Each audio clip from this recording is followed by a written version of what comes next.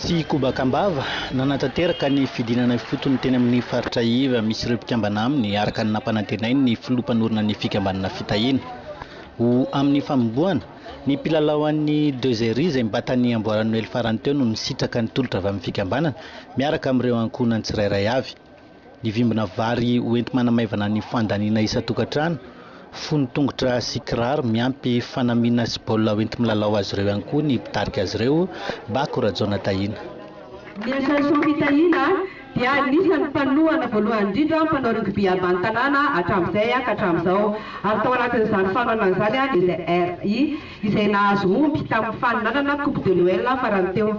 Efa nampanantenanareo hoe tsy hijanona fotsiny eny amin'ny sur-terrain ny association fitahina fa manomboka izao dia hidina anasoa voalohany indrindra mpanao rugby sy ireo vady aman-janany, dia natomboka androany izany teo amin'ny 2 hectares.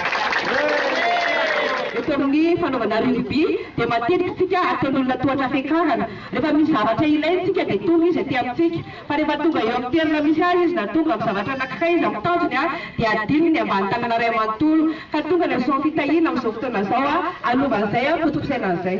Oka zany hoe ambany tanàna mahajanona, fa ny ambany tanàna tsy ambany tsony zany ireo olona reo, mila tsika zany ireo olona reo mila fanavaozana ireo olona reo mila tolo-tanana. Zay mahatonga ny association fitahina amin'ny teny hoe soa iombonana, fandrosoana, lova tsara fiafara. Tao ireny fanolorana fanomezana nofaranana tamin'ny fiaraha-miala etaeta sy sakafo iraisana ny fotoana. Tsy aivina fa hisy hetsika lehibe raha an'ireo mpikambana vehivavy ny andron'ny 20 Mars ampandrosoana ny fikambanana fitahina.